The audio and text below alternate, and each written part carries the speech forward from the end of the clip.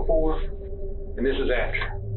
She was found in this field after a city worker called police. If you're capable of this or not, I have no idea. I hope it's not you because you are a cop. This is 23-year-old Atlanta police officer Tareem Rana, currently realizing that his own fellow officers have found the body of the woman he killed. And beneath the lies of someone who was meant to uphold the law, Like I said, I don't do that. I wouldn't murder somebody. No one ever said I'll murder somebody. is a murder plot far more complex than anyone could have imagined. A murder plot that is about to be blown wide open because of the discovery of Vernicia Woodard's remains. I want to tell you this, I don't want this to be, but all the circumstantial evidence, it ain't just pointing to you, it's like screaming. So explain to us as detectives of almost 35 years of service, how in the hell we not point the finger at you?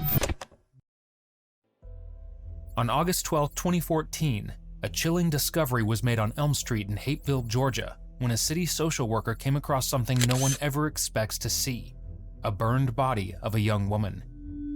When Atlanta police arrived, they found her body dumped near a dumpster, buried under trash and struck by multiple gunshots. But something didn't add up, because even though she was shot 3 to 4 times, investigators found only one .40 caliber shell casing. That was the first red flag. It suggested the killer stayed behind to pick up the rest of the shell casings, showing this wasn't a crime of panic, but a calm and calculated killing. When her body was sent for an autopsy, it later revealed that the killer attempted to set her on fire using gasoline after she died, likely to destroy any evidence. But what the killer didn't realize was that one small detail had already been left behind: that single shell casing. For 2 days, deputies struggled to identify the victim. There were no answers, no identification, no clear leads. The only clues they had were a tattoo on her hand and a small locket with a photo of a child inside it. But then on August 24, 2014, the case finally broke open. A missing persons report came in, and with it, the truth. The woman found at the crime scene was 26-year-old Vernicia Woodard. Vernicia wasn't just a victim. She was a mother to an 8-year-old daughter, and everything she did was for her.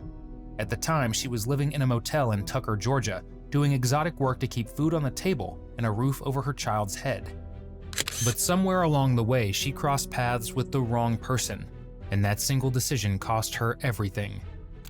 On the other hand, little by little, deputies began closing in on the case. They were able to recover Vernicia's phone, and when they saw who she had been communicating with, it sent chills down their spine. The name that stood out belonged to one of their own, Atlanta police officer Tareem Zeus Rana. And that was only the first breakthrough. Surveillance footage from Vernicia's motel showed her getting into a white sedan, driven by Tareem himself. And just 4 hours later, her body was discovered. Tareem was a young Atlanta police officer, originally from Hapeville, Georgia. He joined the Atlanta Police Department in 2011 and served in a so-called crime suppression unit. When investigators tracked Tareem's phone, the picture became even clearer. His location history placed him near Vernicia's motel. Even more disturbing was that her very last contact was Tareem himself. Then, on August 27th at around 10 a.m., Hapeville officers pulled Tareem over for a tag violation. During the stop, they told him that his last contact had been with Vernicia and then took him into the interrogation room. And what detectives would soon uncover there would shock them all. Gotcha. Hey man, can I get you to sit in this chair right here? And you still water? No, I'm fine. You fine? Yes, good. Okay. Detective Von Clear? Yeah. Okay. Thanks, sir. Yes, sir. Mr. Rana? Yeah. So, Mr. Rana, we got to talk to you about a serious incident. Okay. And I hope to God it doesn't involve you. Yes. But because it is a serious incident, we need to inform you you're right. Sir, if I ask you something, Yes, sir. I'm not under arrest. You're not under arrest. You are not under arrest. As soon as we get through our procedure, we're going to tell you exactly why you're here. Okay. But you are not under arrest anytime you want to get out and walk out. Okay. It's no problem. Let's get your signature here, so that you understand your rights. You want me to David also? You stated. Mr. Arner? Yeah. Okay. You said you live at 6 Central Park Drive. Central Park Drive. Yes. And you've been living there since 2000? Yeah, since the subdivision was first developed. Okay. And we were noticing in there that you have some calls of service over there with shots fired. And, Central Park? okay. At your house where it said that you had a .40 caliber firearm Yeah. that you were discharging in the back of That the yard. wasn't there. That was on Elm Street, at Oh, my friend's house. Oh, okay. Yeah. But that was like 2 years ago. Yeah, it was a while ago. Yeah. It was a while ago. And that wasn't a duty weapon either. That was the Smith & Wesson .40 cal I had. It was the Shield. Case the judge dismissed it, and You still have that firearm? no, I traded it in the Forest Park. Oh, okay.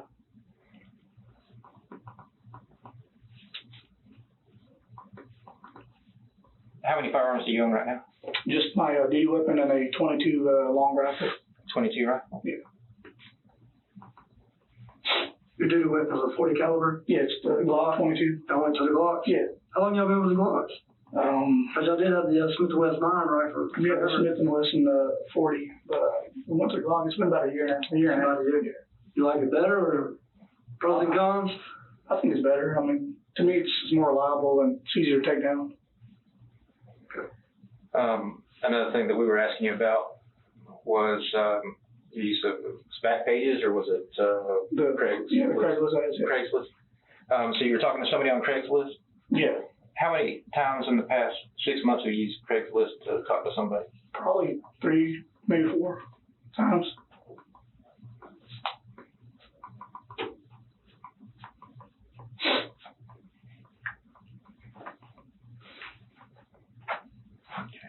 And of those 3 to 4 times that you talked, how many times have you actually met the individual that you're Twice. talking to? Twice? Yeah. Okay.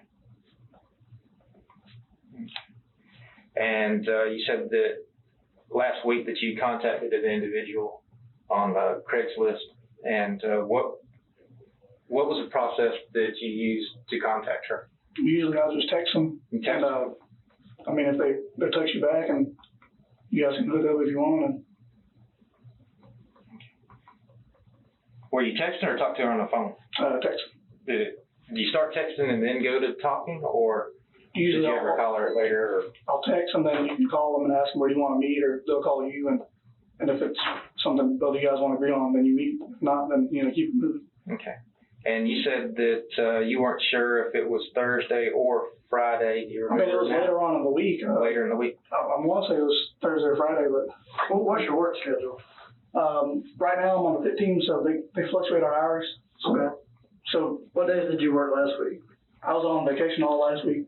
So you were off all last week? Yeah. And is that the number that you were texting and talking with that individual you were talking to last week?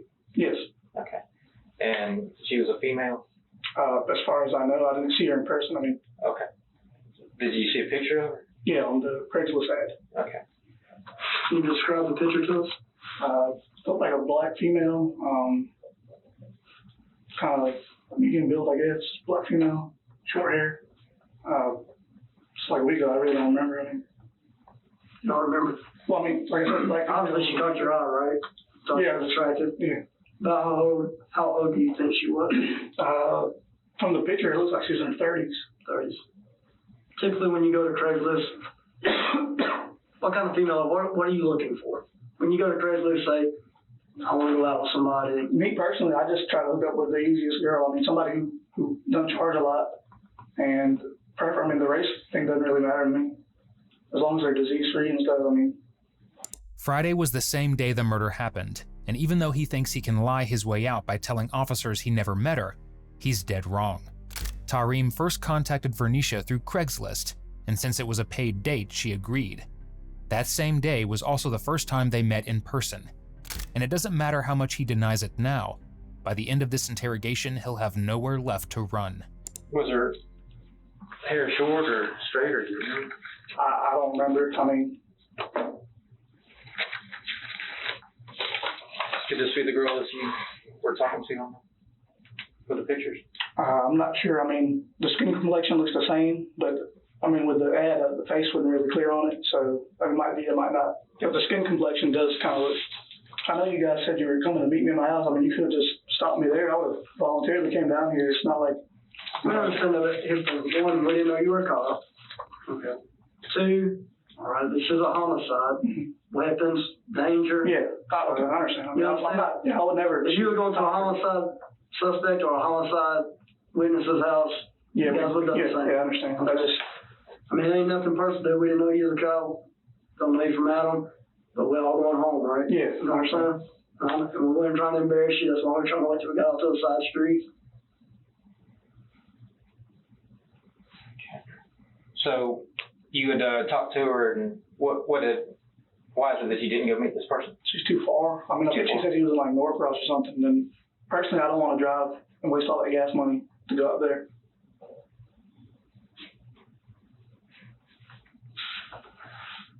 But typically when you meet a girl on Craigslist and y'all set up a date, is it typical that you'll go pick them up?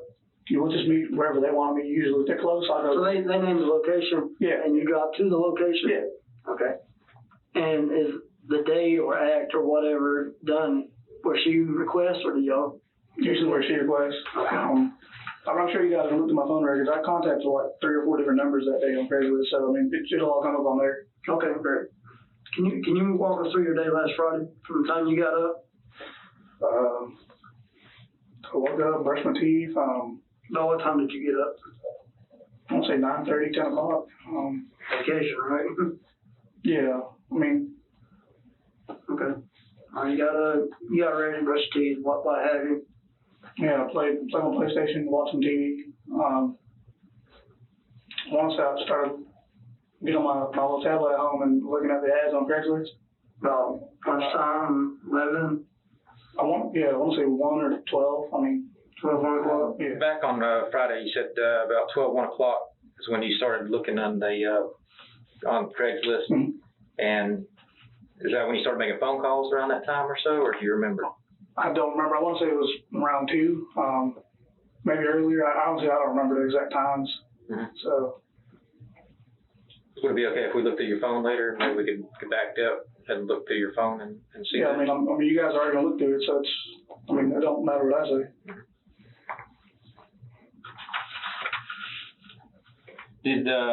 Let's see, you didn't go meet this girl No, because it was too far away. Did you find another girl to talk to? I didn't meet any girl that day. You didn't meet She any was too girl? far, and you guys don't check my phone records. I called like 3 different numbers, and you sent an email through the Craigslist. Correct. And 2 other girls sent me a message back, but that was like 9, 10 hours later. One of the messages said, "Hey baby, I'm sorry I got you back so late. If you still want to hook up, let me know." You guys will see it on my Gmail though. So was it too late for you? It was too late at night. I mean. All right, well, let me just get to the meat and potatoes. Mhm. All right, the reason we picked you up is because we got this girl who lives a long way away. Mhm. All right, she ain't from Hateville. Mhm. She don't come around Hateville. Mhm. She ain't in Hateville. There's no reason for her to be in Hateville. Mhm. College Park, East Point, nobody has her in their system. Okay. She winds up dead here in Hateville. And we're like, how in the hell did she get to Hateville? Where did they find her at? Right here in Hateville. Okay. I mean, like right here in the city. You know, it's only 2.5 mile cities. Yeah, it's Everything's in the middle. Okay. We go back and check our phone records, Mhm. and we got your phone record, and it's right here in Hateville. So that automatically makes me a suspect. Yeah. And, then just don't look good. Mhm.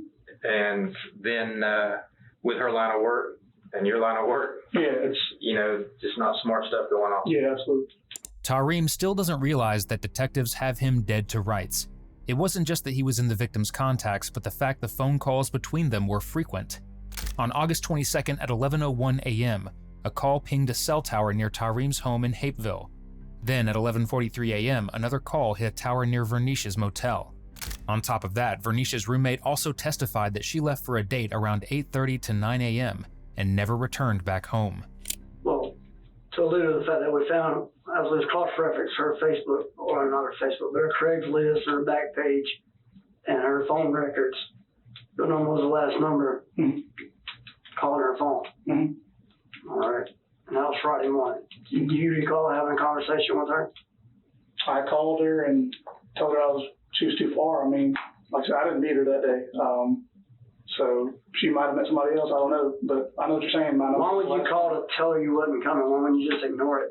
Well, like I said, we start off usually texting. Right. So say, where do you want to meet or whatever, and you can call her and, hey, where do you want to meet? If she says somewhere that's far, you just say, hey, I'm not gonna meet you there. How typically how far out do you go? Obviously, you don't want anywhere around where you live. You don't want anywhere around Atlanta because that's where you work at. Yeah. I don't and like you going, can sit there and play dumb all you want. You know damn well probably get you fired in a heartbeat. yeah, I don't go past, I don't want to go past Clayton County. I like going south, but I mean, I wouldn't want to go up north or somewhere that's about 20 miles over. Okay. But I mean, like I said, whatever happened here, I don't know. I didn't do it. I know that you guys are saying that my number was the last one and all that, but I didn't meet her that day. Okay. I mean, like I said, I've never met her. I talked to her, texted her. I don't know where she lives, whoever, you know. But I understand what you guys are saying, and you know, all the And stuff. trust me, dude. I mean, I'm 10 plus years. This man's 15 plus years. Last thing we do is hang up. Last thing I want to do is that. But you know the process. If we can't eliminate you, we got to keep digging. I understand. Yep. Can you give us about 2 or 3 minutes so we can wrap this?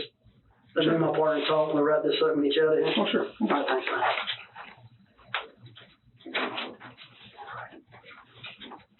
Hey, when's the last time you fired your weapon? At the range. When did y'all go to the range? I had in service, I want to say, a couple weeks ago. It was a Tuesday I had in service. When you're on vacation? No, it was, it was before I went on vacation. So, 2 weeks prior. Yeah. Okay.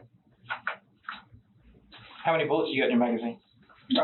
Right now? Yeah. It should be fully loaded. That's how it always is. I mean, Our policy, we carry 14 rounds in our magazine. You go fully stocked on 15 or it's 15 plus 1, so 16. it's your spare magazines are 14 or 15? They're 15. So you're fully pressed them. Okay. Did you clean your gun after you went to the range? Yeah. Yeah, we're supposed to. I mean, that's what we go to in-service, we shoot them. Sure. And the ranger says, like, hey, clean your guns, and he'll check them. Before you even leave, you got to clean your gun? Yeah. All right, so your gun's clean right now? Yeah, it should be. I mean, I haven't fired it. Does anyone else have access to your W weapon other than you at any time? Family members and friends, but my friends wouldn't use it because they're not really over my house. I mean, they wouldn't use it. I mean, do they borrow it? I mean, access. Do they ever have possession of your firearm? Is it ever out of your possession? No. I mean, they touched it before and stuff. I don't know if they never took it from me. Only reason I used to shoot pretty good, the only reason I didn't shoot better was because I had accidental discharge of 20 gun. Just squeezing the trigger and got too excited and then went off for a target turn. Happened to me before. So you're a good shot. I mean, I'm not an expert, a pistol expert, which is, I think you got to get 290. What's your average score at the range? About 90? I would say it's at 270 out of 390. That's 90%. I guess. I mean, It wasn't just about how many times he shot Vernisha, it was about the way he did it. According to the autopsy, she may have been forced down on her knees, and then he pulled the trigger twice, aiming at her head. It feels like a moment where he was trying to show power, to prove he was in control. But that sense of authority doesn't last long, because right here is where everything starts to fall apart for him. like when you were asking me earlier about the discharge of the weapon, that was on Elm Street when my friend used to live there. Right. Who discharged the weapon, him or you? It was him. But cops came and he said it was me. That was my gun. I was like, hey, I'll take responsibility for it. It's my gun. I'll let you hold it and shoot it. And so. The hell's up with that? You're just drinking? No, it was brand new. The shield, I don't know if you've ever seen one. It's real slim. I just bought it. And it was all the rage back then. It was a real compact 40. And I was like, hey, look, I bought a shield. Let's shoot it. Or he was like, let's shoot it. And I let him shoot a couple of rounds. And I guess there was a patrol officer nearby. And he came by and was like, hey, did you guys hear gunshots? And my friends like, yeah, we were shooting, just messing around shooting. And so they gave me a ticket for it. No, I didn't know you got a ticket for it. Yeah, but I went to court and they got dismissed by the judge. Give me I guess those are copy charges or whatever you guys call it.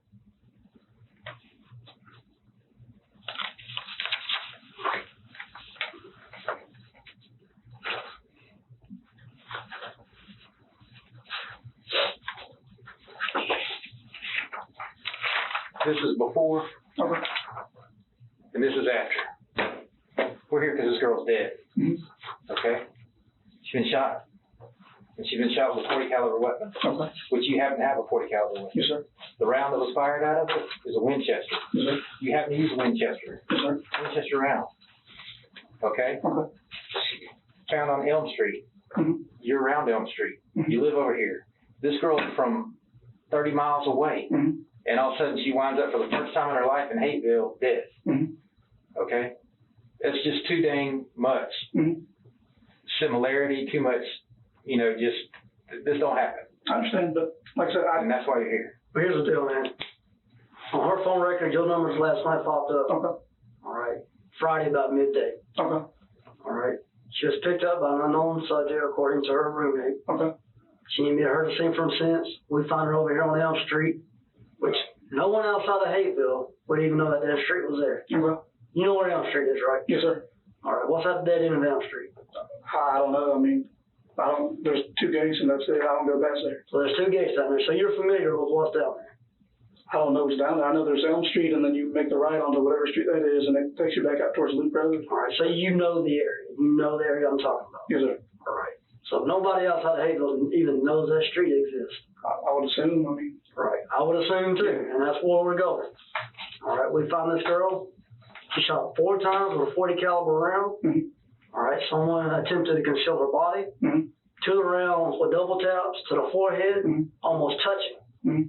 All right. Now, you being a cop and an avid shooter, we've already pulled your records. You go to a lot of gun classes. You do a lot of shooting. Mm-hmm. All right. Do you think an average shooter can put a double tap that close together?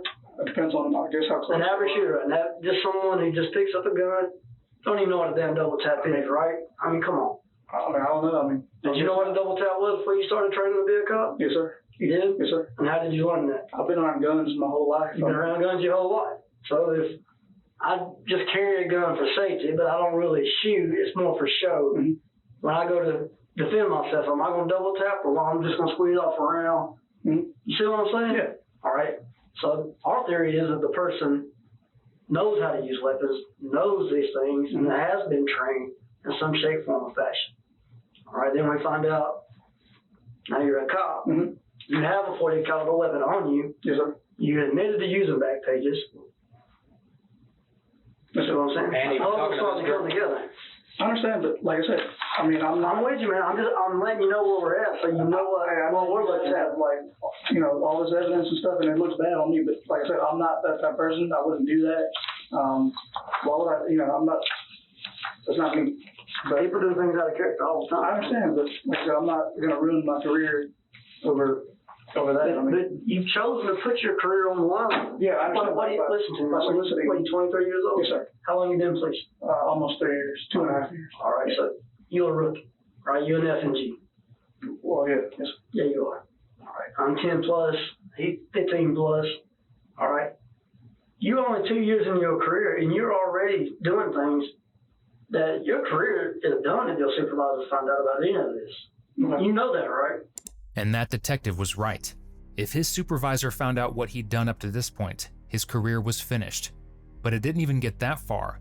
In the events that followed this interrogation, Tareem called his supervisor himself and admitted, "They got me for murder." He even said he needed to get out of the country. But this was only the beginning. By the time the interrogation ended, the evidence against him was so solid that he wasn't just worried about losing his badge anymore. He was worried about losing his freedom for the rest of his life. Yes, sir. You knew that while you were doing it. Well, I didn't do that. Not the murder, the Yes, sir. You know damn well is illegal. Yes, sir. You knew that when you were doing it. Mm-hmm. So you really think you can commit illegal acts in the state of Georgia and remain a cop? No, I'll take your post away. Okay, so you put whatever loneliness or your desire for these girls above your job already. Mm-hmm. All right, you've already established that. So what kind of character of a man hires? You say you're not this, you're not that. Who are you? What is your character? I mean, someone who has bad judgment, like I said, I mean, that's my fault. That's a character flaw. That ain't bad judgment. That judgment is slipping up and making a mistake. You have consciously made the decision.